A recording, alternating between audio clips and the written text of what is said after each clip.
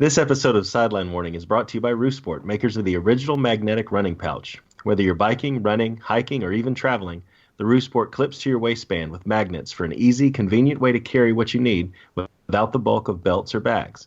Visit theroosport.com and take a look at their products, sizes, and colors and find the Roosport pouch that's right for you. That's theroosport.com.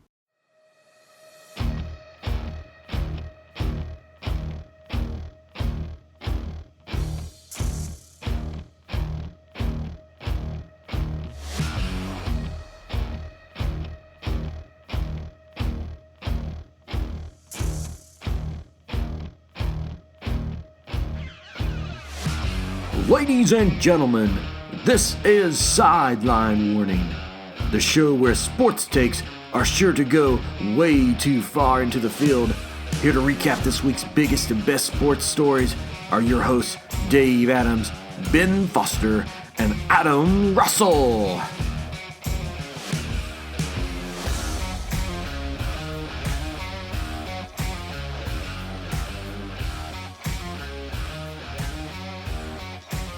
And welcome into Sideline Warning, episode 28. As always, you have your host with the most, the golden voice of the South, Dave Adams, here along with you.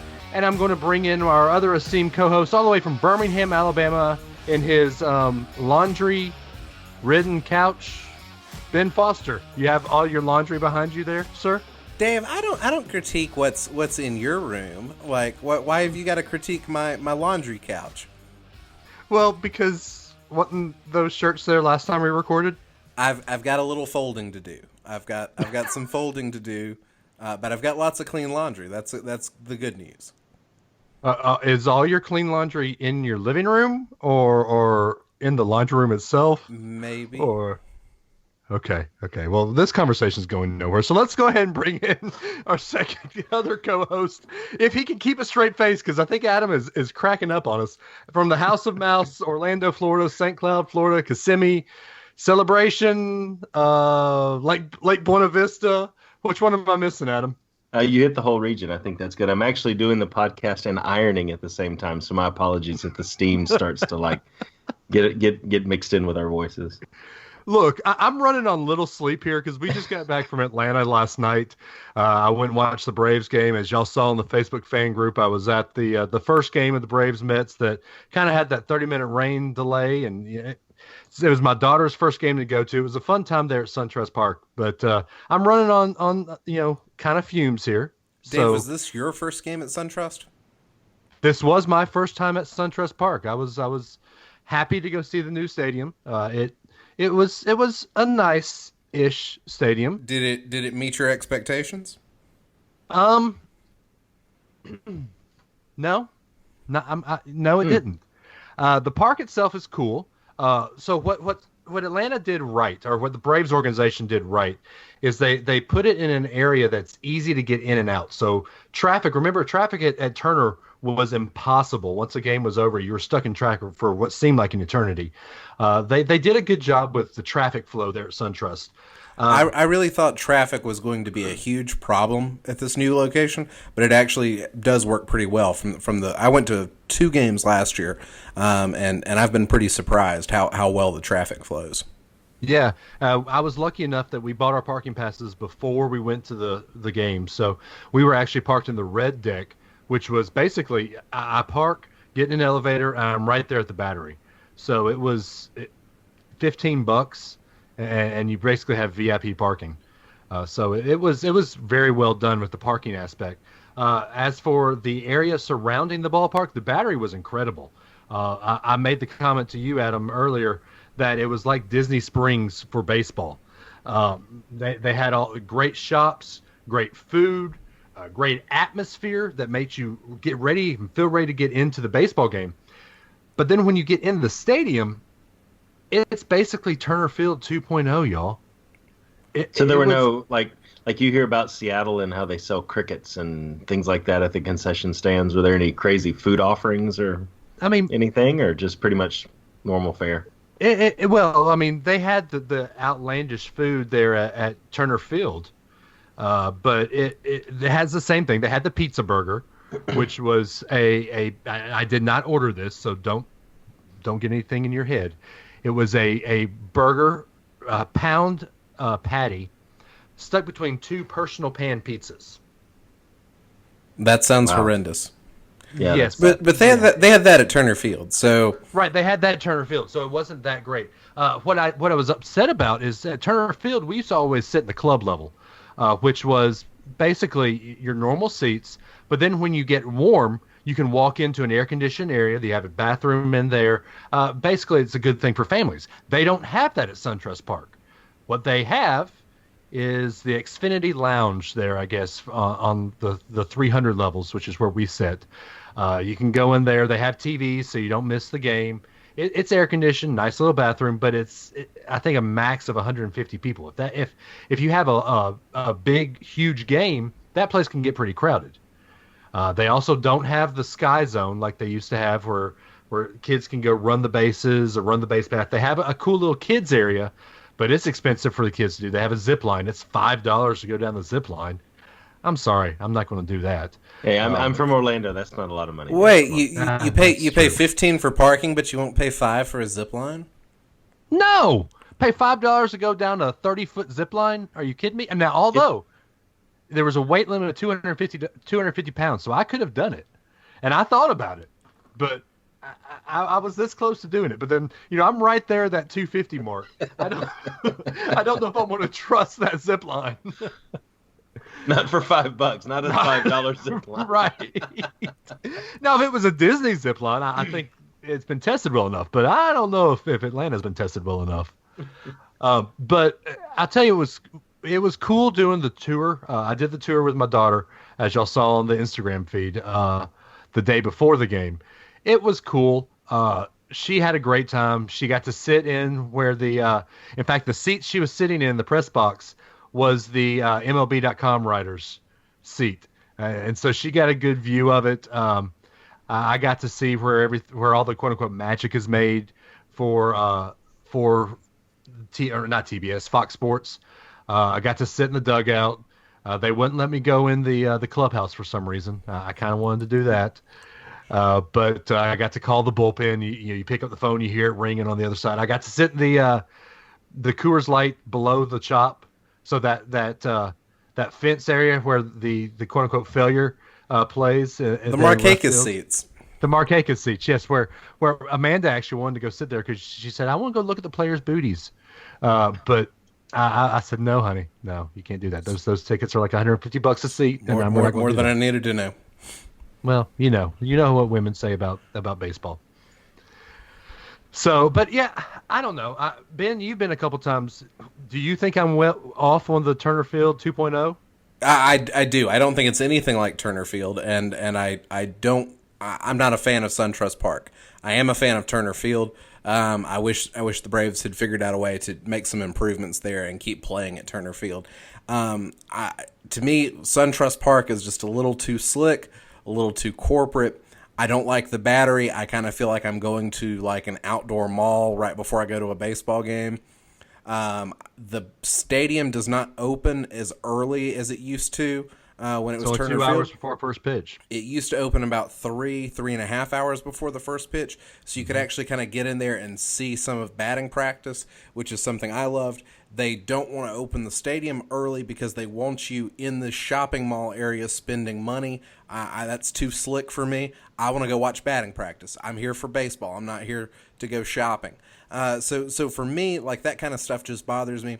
Also, just walking through the stadium, there were a lot of like different levels, and it was like you walk into the stadium at ground level, and then you immediately have to go down some stairs. I entered behind home plate. And you have to walk in at ground level, go down some stairs, and then immediately to get to your if you were up at the club level where I was, you have to immediately go right back up. So you're down, you're up, and everything was just really disjointed. And they had promised with this stadium a lot of new food options. Both times, one time I was in the upper deck, one time I was in the club level. I didn't see anything that fancy. It was pretty much basic hamburgers and hot dogs and not a lot of big options. Yeah, so, they said that what's different here as it was at Turner, the same food options that you can get in the 400 levels, you can also get in the 100 levels. So you don't have to move around the entire stadium to find a different food venue. Yeah, but the problem is the stuff that's at the 100 level is not that good. Right, And exactly. so to me, I've been very underwhelmed by SunTrust Park. Also, they're just trying to piece together too many different things. The random evergreen trees in center field, I feel like they're just trying to be too much like the Colorado Rockies, and there's another stadium or two where they kind of have that. It just doesn't really fit. It doesn't make sense for Atlanta. And then also kind of the area around the press box, it's just this random brick wall that pops up out of the upper deck. And it just looks odd. Most of the stadium is pretty. I think the field itself is pretty. But otherwise, I feel like there's just a lot of like random angles and unnecessary ups and downs to the architecture of the stadium. It just doesn't make a lot of sense to me. The brickwork is kind of nice, but even then, a lot of the brick walls just seem to be kind of random spots. So I'm not a big fan of SunTrust Park yet. But granted, if the Braves win a World Series or two there, I will love that park. And so winning cures a lot of evils. Well, Other thing. One last thing I'm going to say. I got to say this because this for years I hated that there was a blue outfield wall at Turner Field. I wanted it to be a green outfield wall because so much of the exposed metal beams were green. I wanted to have that kind of old stadium feel with a green outfield wall, and I hated the blue outfield wall at Turner Field. SunTrust Park has a green outfield wall, and I should have been excited, but instead I was like, no, I just missed the old blue outfield wall, and I got sentimental. I got sentimental for the thing I hated most about Turner Field. So that's just another not good vibe I had from SunTrust Park. But I'm going to the game this week, going to see the Braves and the Nationals play. Maybe I'll get a different vibe here on my third visit to the stadium. I have to say, Dave, my favorite part of your tour, I haven't been there. I've been to the Battery. I haven't been inside the stadium yet. But my favorite part of your tour was Sid Bream's knee brace. That's a treasured part of history that it's glad to see that's been preserved. Yeah, I sent that to the group. I didn't put that in the Instagram feed. So, but yeah, they have Sid Bream's knee brace where he was obviously out. Safe. Yes. I will say this, Monument Gardens was pretty cool. What SunTrust Park did well, what Turner Field kind of lacked in, SunTrust Park is championing the Braves organization as a whole. Turner Field just focused on Atlanta's chapter of the Braves organization. SunTrust Park, they start in Boston and go all the way to current. They have all of the Boston championships, the Boston World Series, the Milwaukee World Series appearances. So I liked that aspect of it. Monument Gardens kind of has all that shown in the history. One thing I actually found out and learned a new trivia question. What is Eddie Matthews is number 2, I think, on the list of home runs in a Braves uniform. Besides that, what distinction does Eddie Matthews hold that no one else in the Atlanta Braves or the Braves organization can say they hold? Anybody? Did he somehow play in 3 cities? He is the only person to play in all 3 cities. Wow, yes. Ladies and gentlemen, Ben Foster. Ben Foster. Yes. There you go. I am a student of my history. There you go. So that's our baseball talk for right now. We have at the end of this end of the commercial, the second segment, we've got a topic that we've been wanting to talk about for a couple weeks, but we haven't really had the time. But this week we're going to cover the topic of Tampa Bay and bringing their relievers to start the game. Is it a good thing for baseball? Is it a bad thing for baseball? But put that in your pocket. We're going and remember that's coming. But right now, the Athlon Sports Magazine has been coming out with some stories. I believe it hits the newsstands either this week or last week. Correct me if I'm wrong, guys. It's either in the future or in the past. Yeah. Thank you, Ben. Wow. So check your newsstands or you're already late. Yeah, Sorry. Captain Obvious. So anyway, there's a couple of things that The important thing is on. it's on the internet. Yeah, it's on the webs right now. The worldwide there's a couple of things, series of informational tubes. Yes, there's a couple of things we want to talk about pertaining to the Athlon Sports articles on the intrawebs. First off, let's talk about they rank 1 through 14 the strength of schedule for the SEC.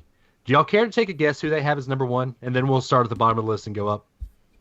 Well, y'all have it in front of you, don't you? I actually have not looked at the list yet, so let me guess. Yeah, take a guess. The toughest schedule is going to go to Georgia. Incorrect. No. Wildly Not even close, incorrect. How about Auburn?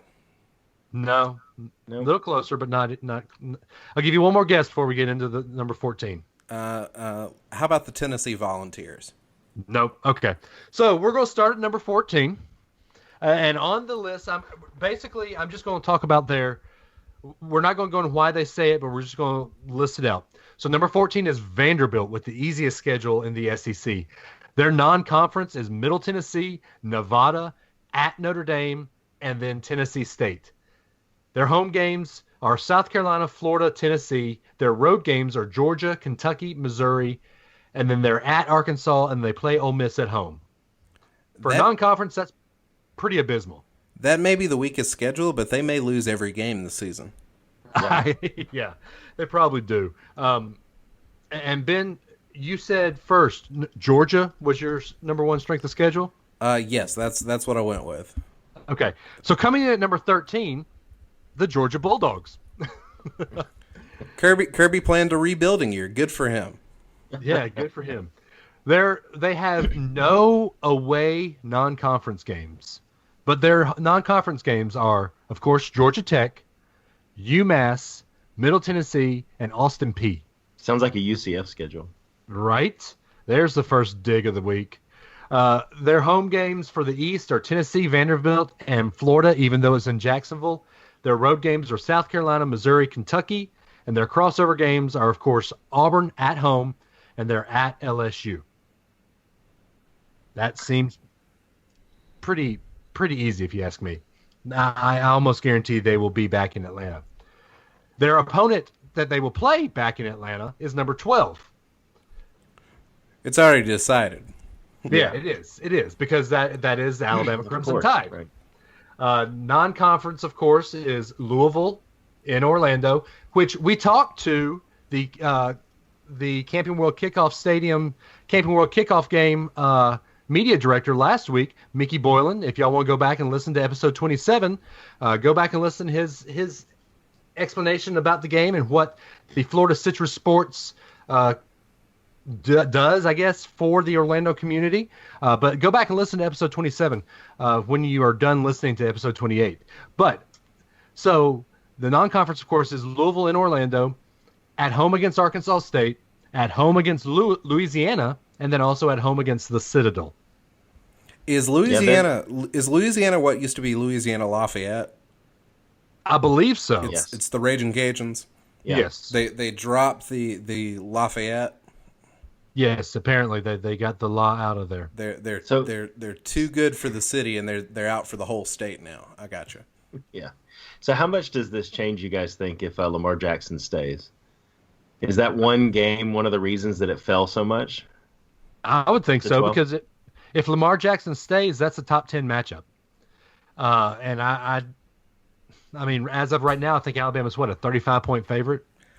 Honestly, go ahead and give them Lamar Jackson, and Alabama's still probably a 3 or 4 score favorite because Louisville has no defense, and so I don't know that putting a star player out there that may sell the game more for TV, but it doesn't make the Alabama's chances any worse because Louisville only plays on one side of the ball.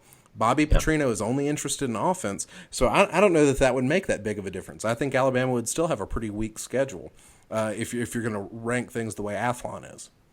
Yeah, well, I'd agree with them because their home games are Texas A&M, Mississippi State, and of course the Iron Bowl. On the road, you got Ole Miss, Arkansas, and Louisiana, and their crossover games are at home against Missouri and at Tennessee. Yeah, we definitely got the good home schedule on that one. Yeah, honestly, I'm looking at this and I'm trying not to look at the world through crimson-colored glasses. I really am, I promise. But I don't see a loss on this schedule. The only one that people could circle maybe will be LSU. At LSU, Auburn at home. I don't know. I don't see a loss on here. Do y'all? I'm not far enough removed from those Ole Miss games those couple of years to actually have that one be a foregone conclusion. Yeah, it still hurts too much. No, that's a foregone conclusion. Still hurts. Barring, something catastrophic, all of these games should be wins for Alabama. And, Nick Saban likes to talk about how he likes his players to face adversity and play through adversity. And I don't see any adversity on the schedule. Alabama's, Dave, I think you're correct to predict Bama and Georgia in the SEC championship. And it's very possible that the first time Alabama is even tested is when they face off against Georgia. Yeah, I agree. And that to me, that's not a good thing. You want your players tested before the second to last game of the season, probably. Well, third to last, hopefully. Well, the good thing is there are some young guys, there are some question marks at a few positions. So this gives Alabama an entire season to get everybody tuned up for that first test of adversity.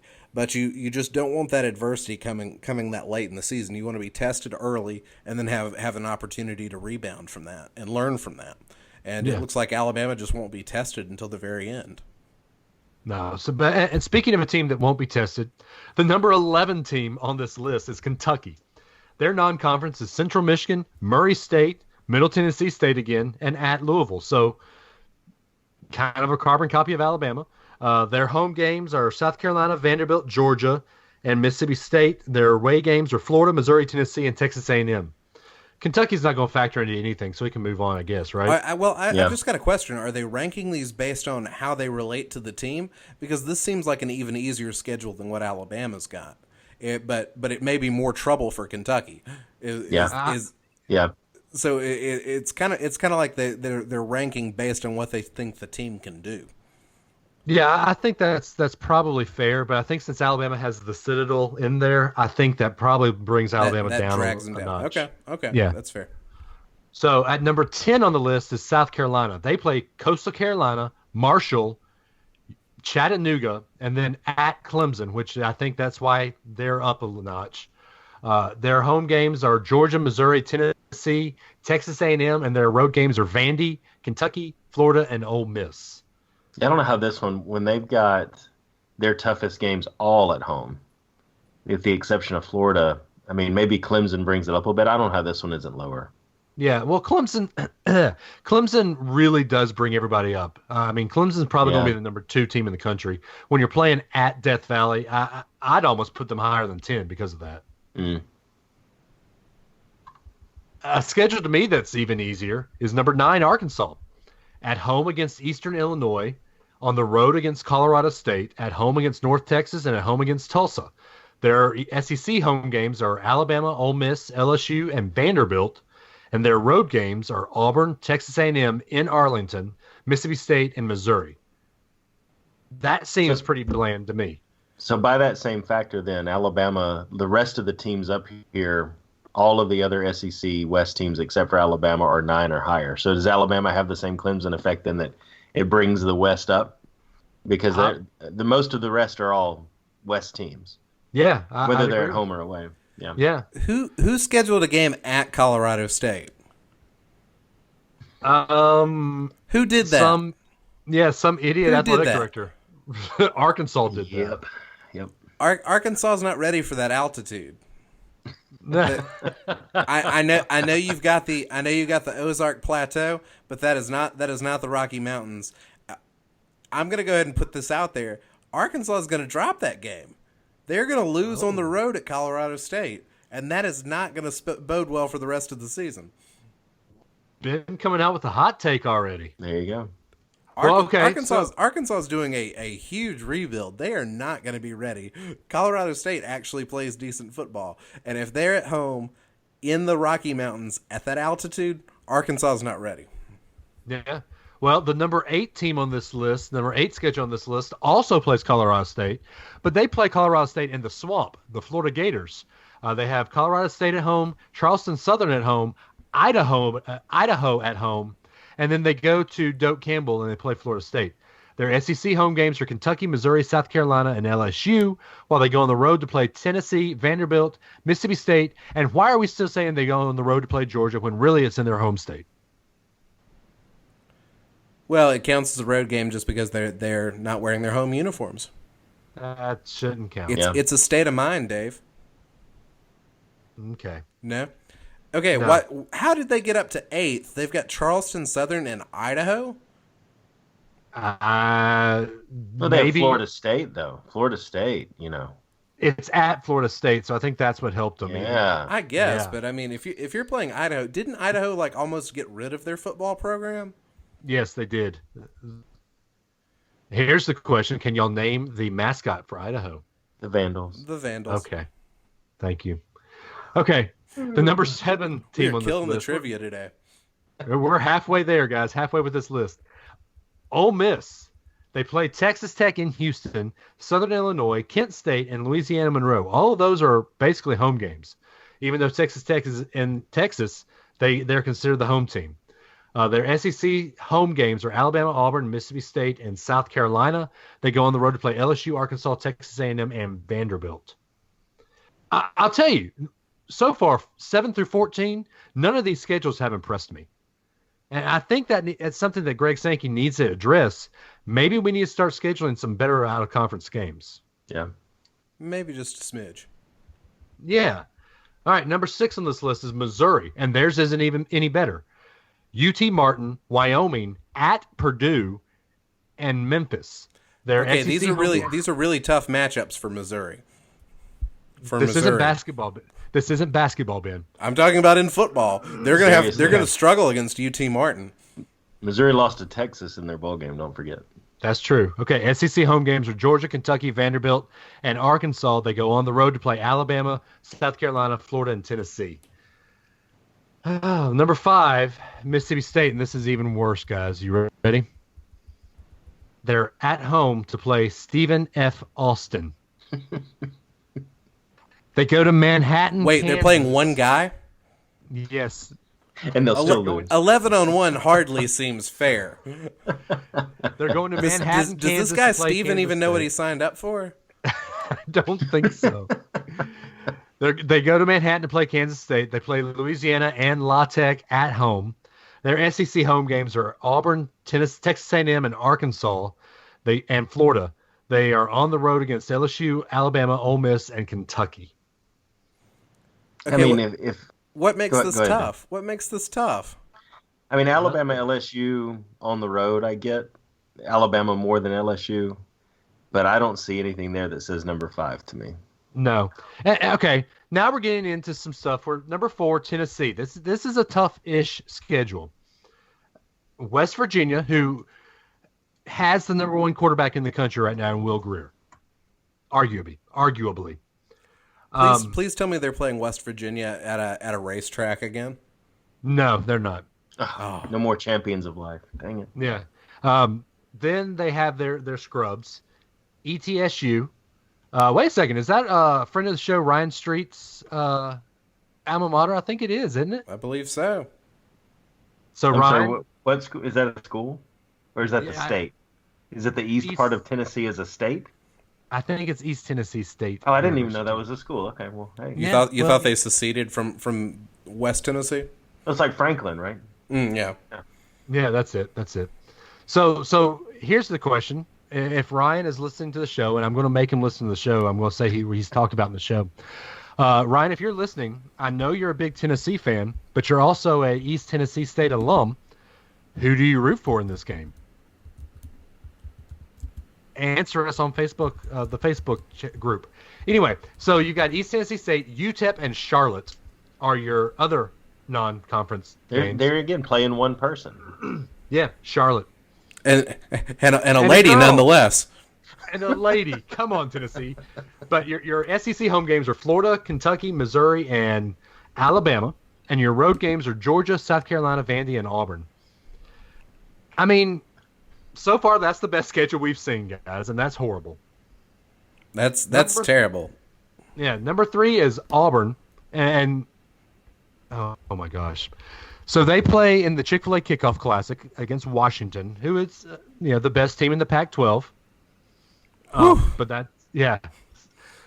then, you ready for this, guys? They play Liberty, the Baptist University Liberty, They also play. Wait, Liberty Southern has a Miss. football team? Apparently, they also play Southern Miss. But here's the hardest schedule on the hardest team on their schedule. You ready? Alabama State. Go Hornets. Their SEC home opponents are Tennessee, LSU, Arkansas, Texas A&M. They go on the road to play Georgia, Alabama, Ole Miss, and Mississippi State. So they're number 3 because just based exclusively on Washington. Apparently. Yeah. Washington is the hottest piece of trash inside a dumpster fire, and that puts Auburn at number 3. Well, they're at Georgia and at Alabama too, though. Okay, see, that's tough. Plus, everybody knows that like in even years, Auburn just takes it off. So, they're going to win 12 games, in those odd years, and then in even years they're going to get 6 wins. So, all right, this will be a tough year for them. Yeah. Number 2, you ready for this? LSU plays in the AT&T Kickoff Classic against Miami. Their other non-conference games are Southeastern Louisiana, La Tech, and the football powerhouse of Rice. Mm. They're Delicious. they're not even playing a team. They're playing a food. Their SEC home games are Ole Miss, Mississippi State, Alabama, and Georgia, and they go on the road to play Florida, Auburn, Arkansas, and Texas A&M. I guess I think that's a coin flip for me between LSU and Auburn over who should have been higher, but that's probably how they settled it when they wrote it. LSU Miami sounds like a pretty even matchup. Yeah. I mean, wasn't that a bowl game a couple years ago? Maybe. Yeah. All right, and now the number 1 that Ben had 3 guesses and couldn't get it, Texas A&M. Their non-conference, it has the powerhouses of Northwestern State, Louisiana Monroe, UAB. Welcome back, UAB. Glad to have you around. Yes. And then, so all their non-conference games are at home. They also play Clemson at home, which, to me, I think A&M has a little bit of an unfair advantage because who is now the head coach of Texas A&M? Jimbo. Yeah, and who did he have to play every year for the past 5-6 years? Clemson. Dabo. So I believe that could be an interesting matchup. So A&M's SEC schedule at home is Arkansas, Ole Miss, and LSU, and Kentucky, and on the road they are at Alabama, at Mississippi State, at Auburn, and at South Carolina. But can we just read the text behind this one a little bit, because it talks about them traveling to Tuscaloosa. Crossover matchups include a home game against and this is a quote, against a Kentucky team that has been bowl eligible in each of the last 2 seasons. Whoa. So watch out for those Wildcats. This is madness. Followed by a road trip to face SEC East dark horse South Carolina. I mean, I just unbelievable that they would schedule something so difficult. Well, let's peel back the curtain a little bit there for Athlon, because I was doing a little bit more research on this in the 30 minutes that I sent this to you guys. Athlon actually predicts that South Carolina will be number 2 in the SEC East at the end of the season. Wow. So they put a lot of stock in that South Carolina game. But going through all 14 of these, I do not see a schedule on here that I thought, wow, that is an incredible schedule. That AD did a great job making the schedule. I think the SEC has a little bit of a problem in making cupcake schedules. And I hate saying that because I look at the world through SEC colored glasses, and it's pretty bad when you read them out like that. Well, it's because the conference itself is down a little bit. I don't think anybody would fault these teams for scheduling cupcakes like that, 2 or 3 seasons ago.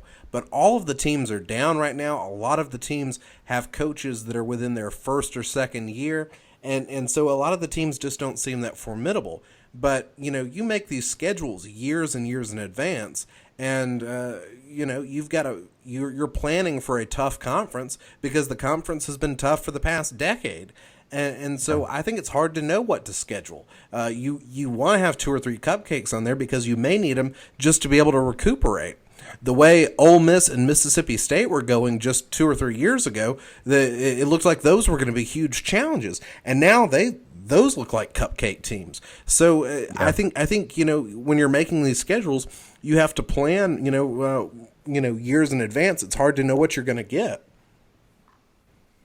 Yeah, I can agree with that, but I don't know. I think that what the SEC needs to do is lop off one of these non-conference and go to a 9-team schedule, a base 9-team SEC schedule. Because right now there's only 8 SEC teams per schedule. I think we need to have 3 perennial crossover games, and then you play everybody else in your division. But I think we got 2 more years at least with the 8-team schedule. Yeah. Well, Saban had a good point. I'll bring this up really quick and then we can close this out. But Saban had a good point in a interview he did with the USA Today the other day, where he said that instead of so many cupcake games, just like you're saying, bump up the SEC schedule, bump up the in-conference, but then also bring in more where you have to play a certain number of Power Fives if you're in a Power Five and things like that, because then you don't have to be perfect because you're playing more good. If a third of your schedule is nothing games, just tune-up games, losing one of the important, which is now 2/3 of your season, means a lot more. But if you expand it out, not only does it give you more intriguing matchups, week after week after week, it also means that teams can lose 1 or 2 and still be in it. And I know that there's a lot of debate around who should and shouldn't be in it when you only limit the playoff to 4 teams. But I think it's intriguing to say, what if you had not just a limit on the number of conference games you have to play, but a limit on the Power 5 games you have to play if you're in a Power 5. Yeah, I like that. Hey, Adam, you want to bring up the second article that we would talk about? You said you had a cool way to talk about it, because we're going to talk about the SEC football, the Athlon's 2018 all-conference team, but I don't want to list off all 4 teams and offense and defense, because that can take about 45 minutes. Yeah. So why don't you go in and bring up your idea?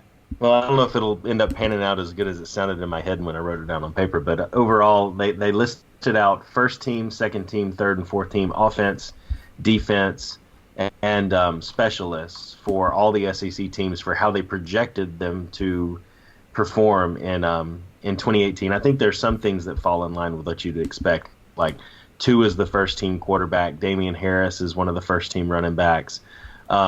You've got guys like A.J. Brown, wide receiver for Ole Miss. I mean, a lot of these names, they pan out how you'd expect. Raekwon Davis is a top defensive lineman for Alabama on first team. And so what I actually did, though, is I ranked it by the number that you saw so you could see which teams rise to the top. But before we dive too much into that, there's a couple of them I want to ask you guys about. So are you surprised that Fromm is not listed as one of the quarterbacks? So you've got first team is Tua.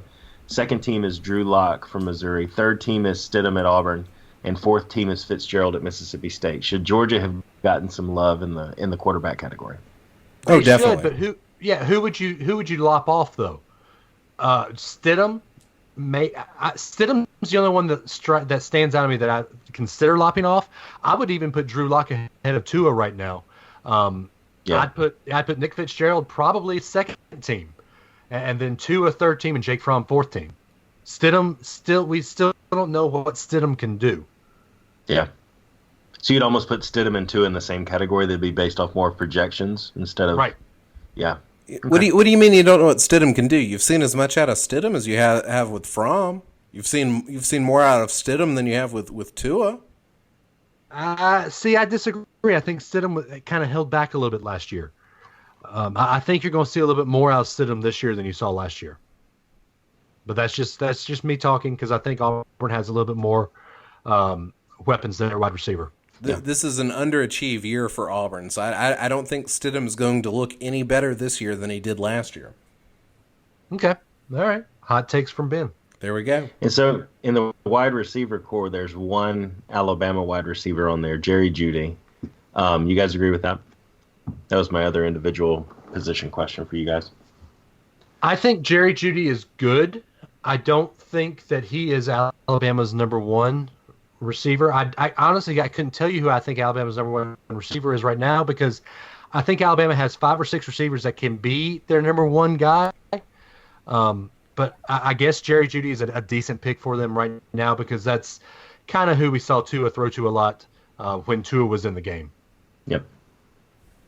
Yeah, I think a lot of it depends on what clicks for Tua, but also I think Alabama's going to spread the ball around so much.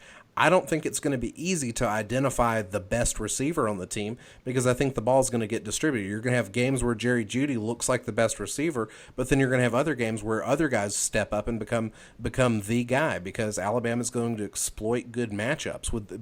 There's so many talented wide receivers. Alabama's going to have a different star wide receiver each game. Okay. Looking at the defense overall, so if you sum it up by team, Alabama had Raekwon Davis at defensive line, first team, Dylan Moses, linebacker, fourth team, Mack Wilson, linebacker, first team, and that was it. Is our defense in trouble this year? No, absolutely not. Absolutely not. I think our defense is going through a transition period, but I cannot ever say that any Nick Saban coach defense is in trouble. The only place where I see that Alabama might have a little bit of issue is the same place Alabama always has issue is defensive back. But I think the front two lines of defense are going to be just fine for Alabama. Yeah, the defense is not in trouble. The defense is just unproven. And once these guys step up, we just talked about how easy the schedule is. They've got all season to figure out who they can really count on and condition themselves for big games at the end of the season. I don't think there's going to be that many question marks about the defense because they won't be that challenged. The only question mark about the defense is can they stay healthier than the defense was last year? If they're able to stay healthier, these new guys that are unproven are going to have enough playing time to rise to the occasion and fit well into Saban's system. Cool. So I went in and summed up by team. They actually put it down at the bottom of the article, the team-by-team breakdown, and I summed up across first to fourth for offense, defense, and special teams. And then I broke them into West and East and ranked them. So if you assume that the total number of players that you had correlates in some way to how your season's going to go next year, the West would be ranked so that Alabama's in first. They have 11. A&M would be in second. Mississippi State would be tied with them for second. Arkansas would be third. Ole Miss, Auburn, and LSU would round out the East or the West in terms of like the bottom three. Huh. That shocks me that Auburn is almost last because I would think they had more well-known position players than at least Arkansas. Yeah. Yeah, Ole Miss had 6, Auburn had 5, and LSU had 5. All in all. I mean, if we go by that, then maybe Auburn and LSU will finish dead last. I'm okay with that. Maybe. So in the East, I think the East makes a little bit more sense. Georgia's first. Missouri actually came in second. Missouri had 11, the same number that Alabama had. Florida and South Carolina are in the middle, and then UT, UK, and Vandy round out the bottom 3. So I think that one aligns a little bit more with what we'd expect to see. But if the talent pans out like this, there may be some teams that don't necessarily win, is what I kind of took away from this, is they may not win their division, but teams like Mississippi State, Missouri, South Carolina might have a pretty good shot this year based off the balance of talent to actually push up to second or third place and do better than you might think they would. Yeah, I do want to touch on one thing that, we don't give a lot of love to special teams most of the time, except for when they're doing bad.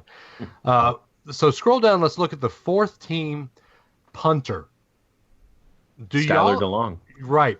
Do y'all agree with putting a freshman that hasn't even stepped foot on campus yet in this list? Skylar DeLong is the punter for Alabama who will be taking over for J.K. Scott. He hasn't even put on the crimson and white yet. There's a lot of positions where I would say, whoa, what are you doing with this freshman? But right now, we're talking about a punter. You can watch a video and, it's not a contact position for the most part. You're either punting or you're not. And if the kid's got a leg, the kid's got a leg. And so yeah, I think it's fine to rank a freshman punter fourth because you know how far he can kick. You've got a spray chart where you've seen how he's kicked the ball for 4 years of high school. I think you can safely project what a freshman punter is going to do much better than any other position. So yeah, I think so. I think it's fine. Well, you have to remember, Alabama's had some can't-miss kicker prospects in the past, too. And Nick Saban's found a way to ruin their career. So will Skylar DeLong have the same issue? We'll have to wait and see.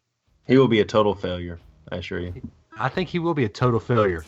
But there is our college football talk now.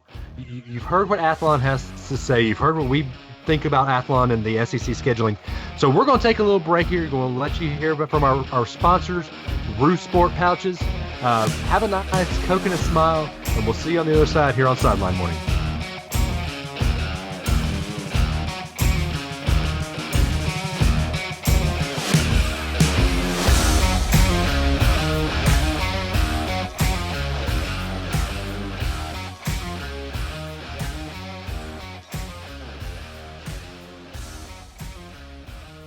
Hey everybody, while we've got a quick second, I want to tell you again about our sponsor, Roo Sport, at theroosport.com, and the running pouches they make that clip to your waistband with magnets. I know we've talked in the past about our experience with the Dark Side Half Marathon.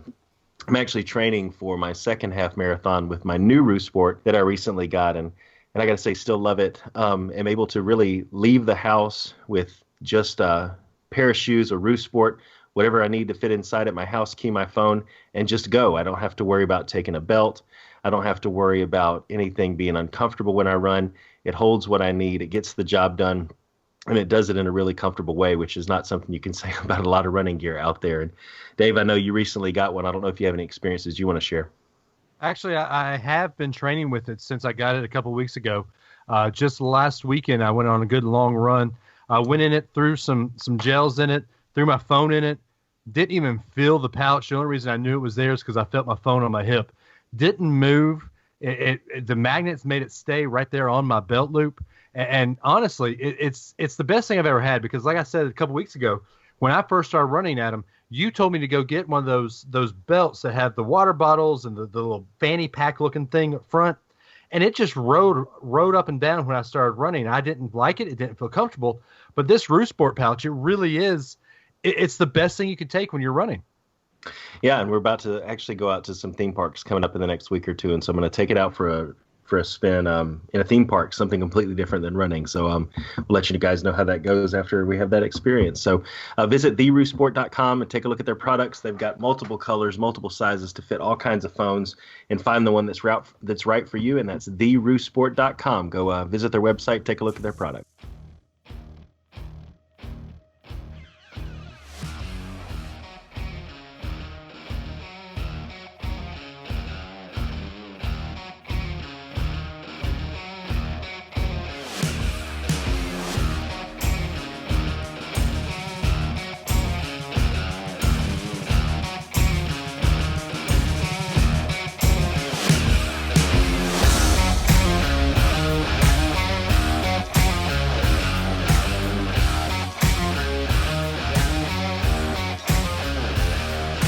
And welcome back into Sideline Warning.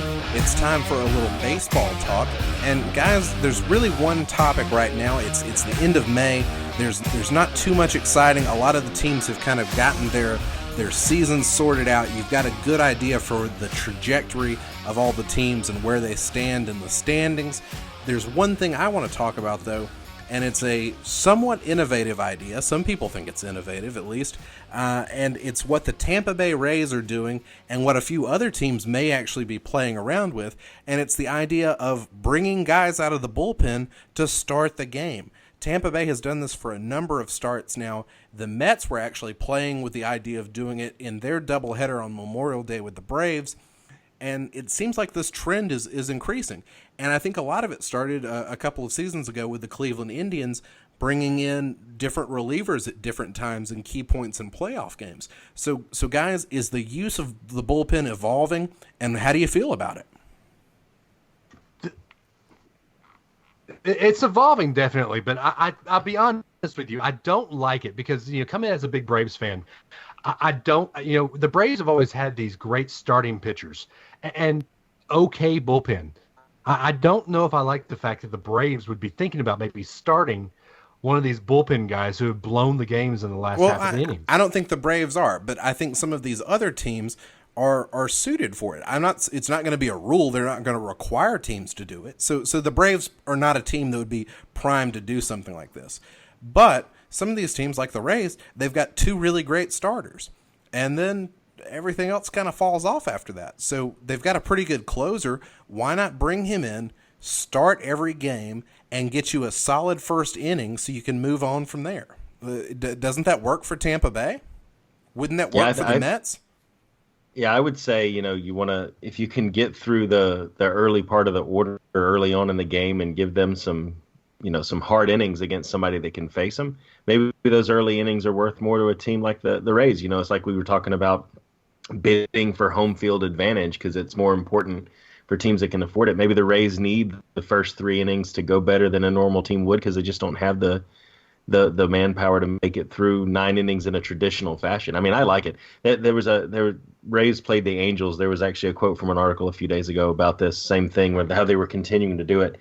And they asked one of the Angels players what he thought about it, and he said that it's basically like spring training and it's bad for baseball. And overall, I mean, I don't think that it's bad for baseball in a sense. I think it's a team taking the resources they've got and using it in an innovative way to try to compete. And I think that's ultimately, if you think about the word manager, that's what a manager is supposed to do, whether it's in baseball or in real life. So I like it. I like seeing teams try things out of the box. So I'm a fan of the idea. I like shaking things up. To me, though, there is a disadvantage to the fans because you want to be able to let fans know who's going to be pitching, so that way the fans show up for those games. If the Tampa Bay Rays only have 2 real starters, people are going to show up when Chris Archer's pitching, but they're not going to show up when the bullpen's pitching, unless they just are there for the novelty. Which, I don't know, maybe that's better than nothing because nobody was showing up for a Rays game anyway. I think it makes sense for the Mets. They've toyed with the idea but the problem is the Mets have a horrendous bullpen.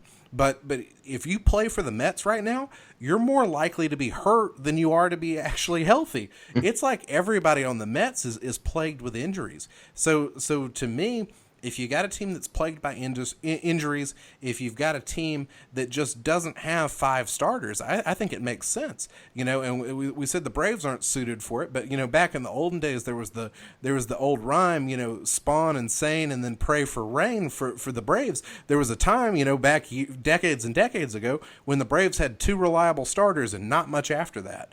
And to be able to do sort of this starting and bullpen by committee sort of thing, I think it could be really helpful to teams.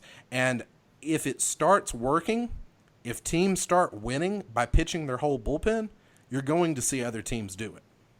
Yeah. You might see other teams do it, but I think I'm going to go with the camp of, like you said, the Angels. Adam, I think that might be ruining baseball. I prefer to have a guy go out there, give me good 5 to 6, 7 quality innings, and then bring out your closer, your stopgap, your holder, and your closer. I like having those committee guys that you can put, like the Braves did a couple years ago. Ventrable, remember? You have your starter pitch for 6 innings. O'Flaherty or whatever the guy's name was would come in the 7th inning. Venters would come in the 8th inning, and Kimbrel would come in the 9th inning. I like having that position guy that we know this is my closer, this is my setup guy, and these are my starters. I don't like change in baseball. I just don't want it happening. I'm sorry, I'm an old guy. But just the fact that you're advocating for bringing 3 guys out of the bullpen is a change from baseball, because it used to be, years and years and years ago, a guy was expected to go 9 innings, and guys aren't expected to go 9 innings anymore. They're expected to go 5, and if you go 5. Whew, thank goodness. That it is a rare thing now for a guy to go more than 6 innings. And if somebody goes 7, Fulte went 7 for the Braves the other day, and it was like they were going to have a parade because they were so excited to have somebody go 7 innings. And that's the Braves that have a pretty decent starting pitching staff. Other teams don't have 5 reliable starters, so I don't know how you can expect them to give you 7 innings. It just doesn't happen anymore. And if that's the case, why not go to the bullpen? Why not shake things up? Well, I got to say, I'm a proponent for this, and I think another idea that I saw put out there, and I'm sure there's been a lot of articles written about it, but just one that I read recently along the same ideas as Radical Ideas was bringing up a hitter in a clutch situation at any point, regardless of the batting order, and having there being rules around that to where you're batting your 7, 8, 9 in the bottom of the ninth. You bring up your Mike Trout, but he can't play again after that. That is the end of his game. I don't have a problem with that. I don't have a problem with shaking things up like that and trying a few new things. I know there's certain rules and there's certain ways that it can go too far, but I think baseball is one of the few sports where, if not the only sport, where when the game is on the line and you need a clutch person up there, you're stuck. And if it just happened that you're in the 7, 8, 9 in the bottom of the ninth, so be it, you know? So I'd actually like to see what that might be able to do for the game too. Well, imagine Dave's over there shaking his head. Imagine a situation where you're able to do that, and the closer was used in the first inning. You could have all kinds of resources on the table at any point in the game, and I think that makes things interesting because it adds more elements of strategy. But the other thing is, while I think this is a great idea, using the bullpen, and starting the bullpen at the beginning of the game, and while I think that's interesting, I don't think it's sustainable. You'll have to carry way too many pitchers to be able to pull it off over the course of the season. Otherwise, your whole bullpen will just get exhausted. If you use, 7, 8, 9 guys every night, it's an impossible thing to do. And so Tampa Bay has only been doing it here and there as a sort of a stopgap. And I think that's interesting. But I don't think it's something you can do for a whole season. And it's not something that'll get you to the playoffs. Speaking of playoffs, we've got two sports that are actually in their finals. So I think it's time for us to go ahead and, we just had a segue. Look at that. And I think it's time to do a little picking for the NBA finals and the NHL finals. So guys, let's go ahead and pick those. We'll start off with something very nice that plays on ice, the NHL finals, which is a matchup between a just completely immoral city that is a den of prostitution versus Las Vegas. That's right, Washington Capitals versus the Las Vegas Golden Knights. What do you guys think of this? We've actually already had one game underway. Las Vegas won on home ice in game 1. What do you guys think? Who do you pick to win the NHL Finals? Yeah, I think Vegas takes it. It's the one team of Golden Knights that I'll actually root for. Oh, there's number 2. Hey, number 2 is here. Can I pick Nashville? Are the Predators? No. Sorry, Dave. No. Okay. Unfortunately. I think I'll go with the Golden Knights just because I like that Cinderella story. This is their first year. Their first year in existence, they'll win the Stanley Cup. All right. I think I've got to go with Las Vegas as well. There's too much energy. There's too much momentum. And also, they've got the better goalie. Both goalies have been exceptional. In game 1, they both allowed a ton of goals. It was like there was no defense whatsoever. But I think over a 7-game series, Fleury is the guy you want in goal, and I think that is the advantage to Las Vegas. So I'm going with the Golden Knights there. All right, the other finals to pick are the NBA finals, which nobody saw this coming. The Warriors versus the Cavaliers. Who would have thought? If you had asked me at the beginning of the season, was there any chance these two teams were going to face off in the finals? Yeah, it's what everybody saw coming. Everybody knew it was going to be Durant and company versus LeBron and nobody else. So that's the matchup you've got here, the Warriors and the Cavaliers. Who do you guys like? So y'all have been getting on to me about something that I say as a sport because it's not scripted. I'm sorry, if you're saying the WWE is scripted, which it is, then the NBA is just as scripted as the WWE. And because of that, I am going to say that LeBron wins his championship because every year that Alabama has won a championship, LeBron wins the championship. So the script is written, LeBron wins the championship in Cleveland, and then rides off in the sunset and goes plays in either Los Angeles or Philadelphia. I cannot pick LeBron, so I've got to go with the Warriors. the Houston Rockets almost took the Warriors down. They are not playing, Warrior style basketball. I get it. Andre Iguodala was out, but guess what? Chris Paul was out for a couple of games too. So you can't say Iguodala at best is the fourth best player on the team. He's probably the fifth or sixth best player on the team, and so you can't say that made that big of a difference for the Warriors. And so James Harden and Chris Paul, when they were both healthy, could never get it going for both of them at the same time. And Houston won their games mainly with one of them getting hot at a time, which makes me think LeBron could get hot and could single-handedly beat the Warriors. I just don't know that he could do that over 7 games. And that's where I think in a 7-game series, the Warriors are just too formidable, especially if they get Iguodala back towards the end of the series. So I've got to go with Golden State here and pick them to get the win. There's too many guys that can hit too many threes, and LeBron just doesn't have enough help. So I've got to go with Golden State. All right, those are the picks, and now it's time for the sideline warnings. Who's ready to go?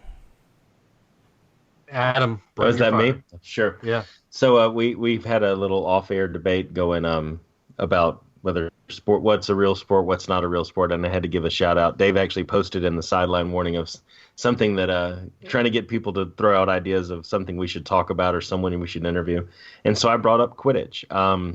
I would throw out there that. There you go. I would throw out there that Quidditch is a sport because you're running around actually doing athletic-ish things without a result being determined beforehand by a team of writers. In the book, it was determined beforehand.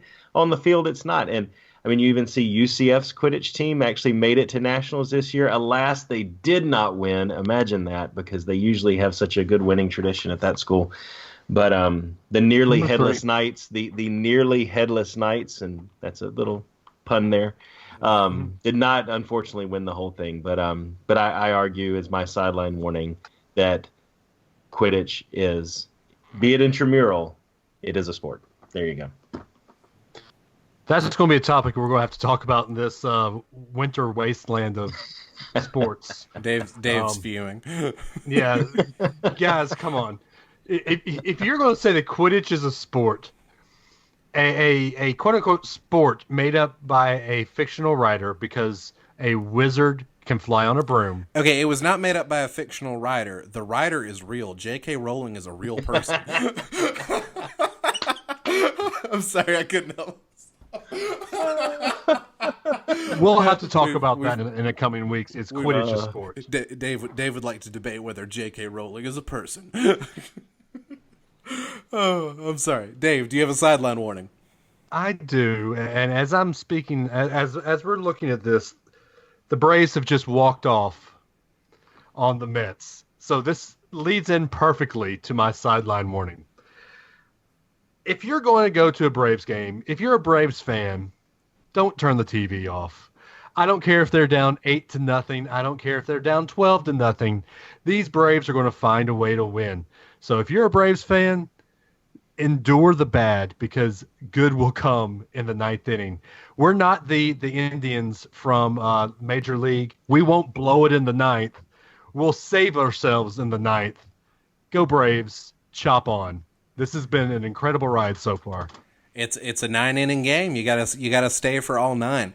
And since Brian Snitker took over, the Braves have something like, I think it's 45 now. Last at bat wins. That's pretty impressive. It also means a lot of these games are closer than they should be. But it means the Braves are finding the positive side of that is the Braves are finding ways to win, and they don't fold and they don't roll over. So that's pretty cool. For my sideline warning, I don't have a big soapbox to get on. I just have to point out a little bit of happening in the world of college golf today. Alabama and Auburn both made it to the Final Four. Congratulations to both of those schools. Also, a huge congratulations to Alabama for making it into the final. They'll be facing off against Oklahoma State on Oklahoma State's home golf course. So congratulations to Alabama. Auburn not making it to the final. This is the same Auburn team that beat Alabama for the SEC championship, which just goes to show you once again the Iron Bowl doesn't matter. So that is my sideline warning. Just wanted to point that out. And I think that wraps up our show. So thank you for listening in. We'll be back next week with another edition of the show. And just remember, the Iron Bowl does not matter. Thanks for listening in. This is Sideline.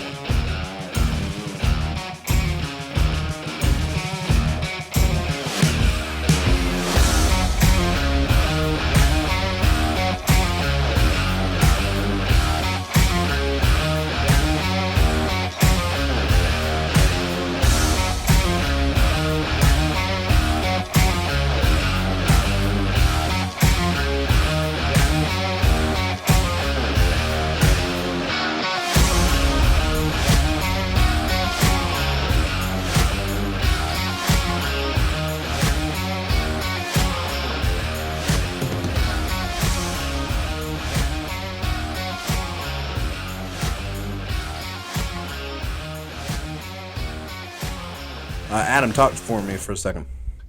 Chapter 1, The Boy Who Lived. Mr. and Mrs. Dursley of number 4 Privet Drive were proud to say that they were perfectly normal, thank you very much. All right, let's do this show.